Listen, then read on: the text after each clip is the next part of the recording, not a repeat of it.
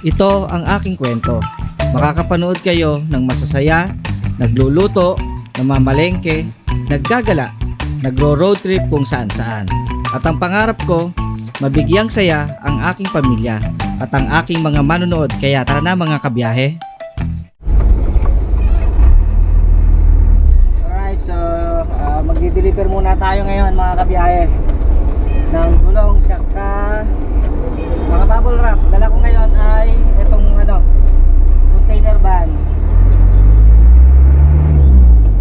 Punta tayo ngayon ng Santa Cruz, bayan ng Santa Cruz, Palengke. So samahan nyo ako sa aking biyahe ngayon mga kabiyahe. Ito naman ngayon ang service natin dahil marami-rami nga yung ating karga.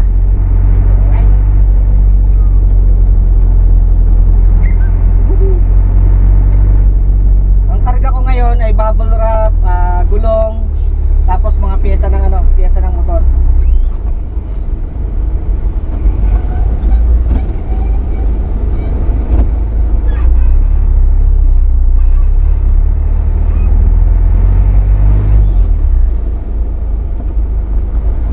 Ang oras natin ay alas 12. Kumain na naman ako. Kumain muna ako bago ako bumiyahe. Tapos pahinga lang ng konti. At yun, nakakarga na naman yung aking mga dala. Kaya pagkakain ko, pahinga lang ng konti, mga 10 minutes. Biyahe na ulit ako. Hindi ko alam kung ano pa yung mga ikakarga ko sa motor world sa Palengke. Doon idadaling ko dito sa pagsawitan.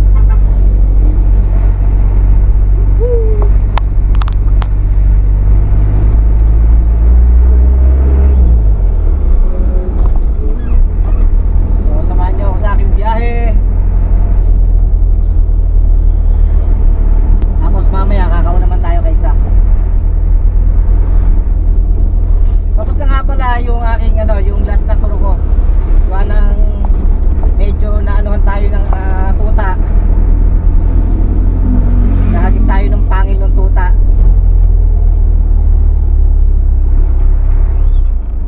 Tapos nakalagay nga doon sa waiver na pinilapan ko sa yung last na turok.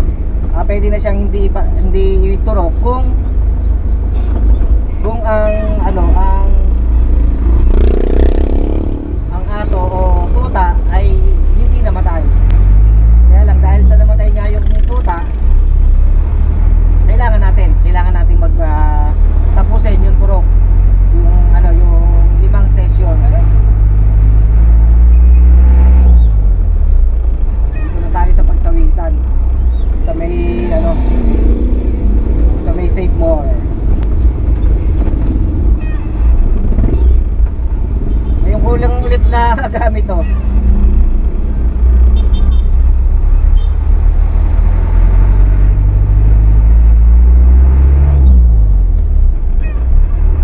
Ano yung pagdadalang ko dito, yung titindahan nila boss sa Palengke.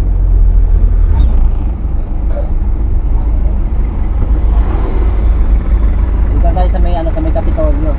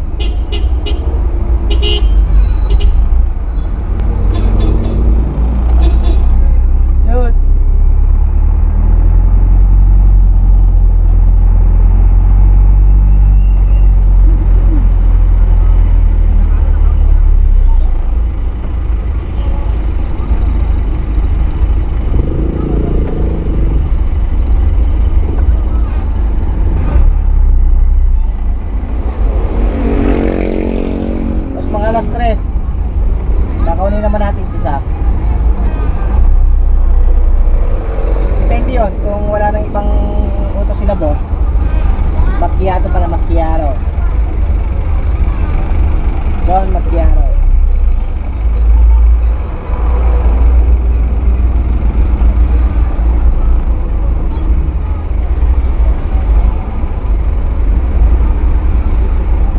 Dito ako nagtapos ng high school dito sa Pedro Guevara Memorial National High School dyan, mga kabiyay. Dyan ako nagtapos, pati mga anak ko dyan. Yung dalawa kong anak na si Aldwin Jekyll tsaka si Altor Maidas. Yan, dyan din nagtapos. Basta pagkagantong tanghali, traffic lagi rito kasi gawa nga ng labasan ng mga estudyante. Magkakalapit kasi to, Central, Guevara, STI, tapos AMA. Magkakalapit yan, kaya maraming estudyante. Malapit na nga pala ang aming Quezon Puti Festival ngayong April yon. Sana pasyalan nyo. At syempre, isa yan sa mga ibang vlog ko, Quezon Puti Festival. Katatapos nga lang ng ano natin, ng ating Anilag Festival. So ngayon naman ay Quezon Puti, para naman sa bayan ng Santa Cruz. Dahil ang Laguna o ang Anilag Festival ay para sa lalawigan ng Laguna.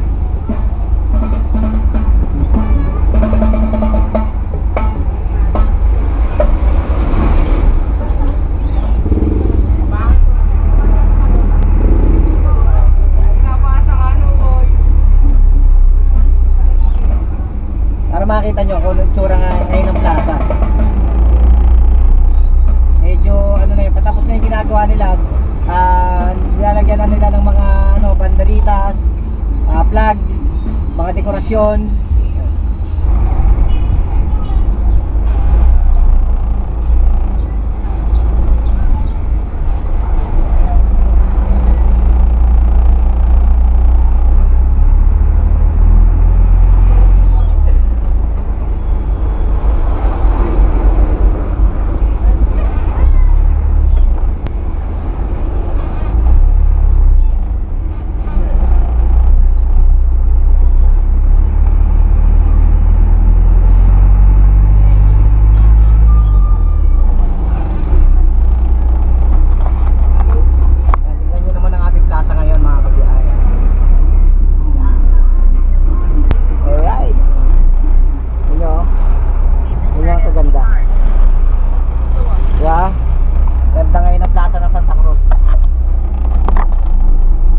Pagka nagutom kayo, nandyan available naman ng ang McDo, Jollibee, Chowking.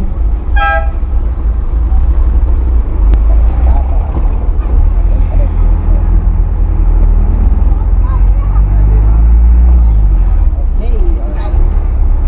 So ayun mga kabiyahit, mga kasowerd. Alright, so yun, tapos na yung mag-discarga ng gamit ng mga pyesa, tsaka bubble wrap at gulong, mga kabiyahe. So balik na tayo ng pagsawitan at tara, let's go mga kabiyahe. Samahan niyo ulit ako sa aking biyahe. Right. Okay. Thank you kaya. So paalis na ako. So nagpunta naman ako kay ma'am at nagtanong ako kung meron akong ibibiyahe pabalik ng pagsawitan. So wala naman.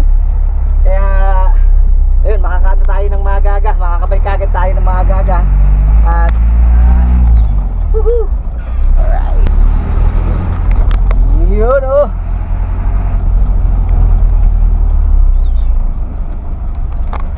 Yan oh. Alright.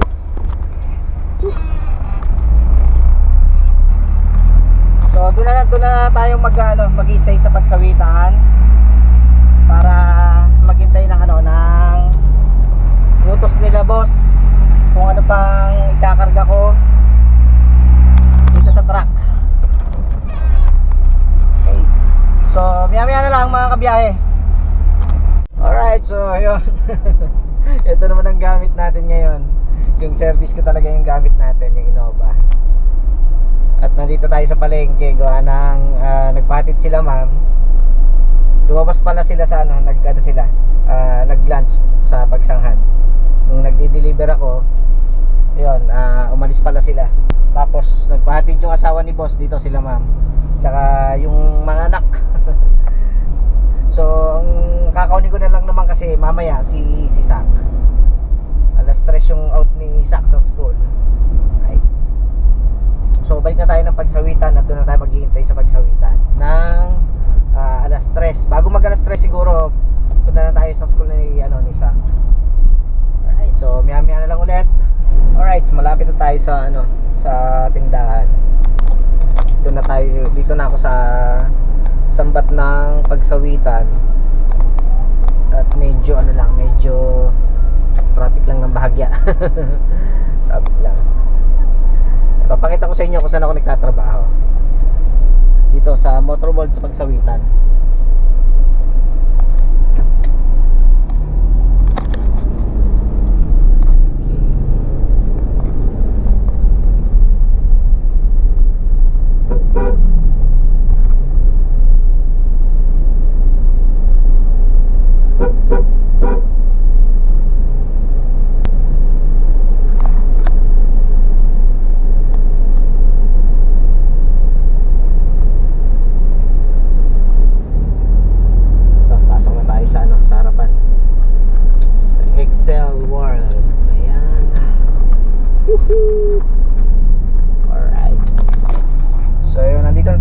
Biyahit mga ka-sword. So maya na lang ulit pagkakakaw na tayo kay Sak. 1 hour later. Alright, so yun mga kabiyahit mga ka-sword, at tayo papunta ngayon ng school ni Sak para kaunin siya. At alas 3 na. Sana hindi ako malate at magagalit na naman sa akin ang aking boss, si Boss Sak. Ay meron pa kasing iniutos sa akin sila ma'am, kaya medyo late ako. Kaya medyo magmamadali-dali lang ako ngayon. At nandito na ako sa highway. Right. Woohoo! Yan. Nandito na ako sa sa Bubukal, sa intersection. Kakanan ako dito. Sobrang init ngayon mga kabiyahe. Grabe. Ang init. Ang hirap kasi gawa ng aircon, init. Yon. Medyo masakit lang yung ulo ko ngayon mga kabiyahe. Pero kaya yan. Kanan lang ako rito. Right.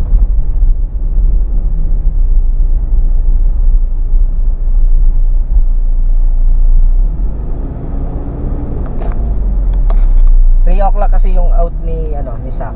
Tapos yun, diretso na kami ng palengke para ihatid si Sak. Tapos tumawag kasi yung mami niya na may ipapalapit daw sa akin dito sa Bubukal din, doon sa Caltex. Sabi ko kaunin ko kaagad si Sak. Right. Yan, malapit na tayo sa school ni Sak. Ito yung LSPU. Ayan, dyan nag-aaral yung anak kong panganay. Ayan, LSPU. Right.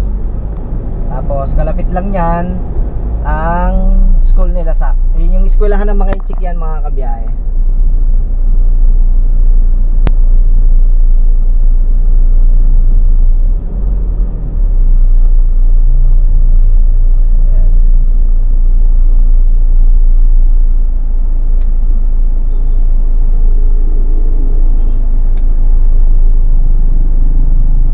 Okay. So ayan ang school nila Sak. Diyan ko kinakaon ng aking mga alaga. Right. Alright, so yun, maya na lang ulit mga kabiyahe. At ako ay papark lang. Hanap lang ako ng paparadahan. Alright, so yun mga kabiyahe, at nandito na ako. At nakababa na si Sak, yung anak ni boss. At nandito na nga kami sa palengke. Yan, dito na kami sa palengke dito. Ayan, yan yung tindahan nila boss. Yan yung Motor World dito sa palengke mga kabiyahe. At yon, meron tayong nakita. Ito tuwing hapon nandito yung pansit bato. Yun yung dinudumog tuwing hapon dito sa palengke. Ayun yun, ayun. So kanina nung dating namin, ang daming mga kumakain. So maya papahinga lang ako. Puntahan natin yung yung sikat na sikat dito na pansit bato. Right.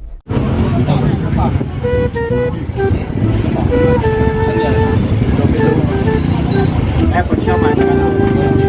Ay na, sama. Pag-laban ng dito.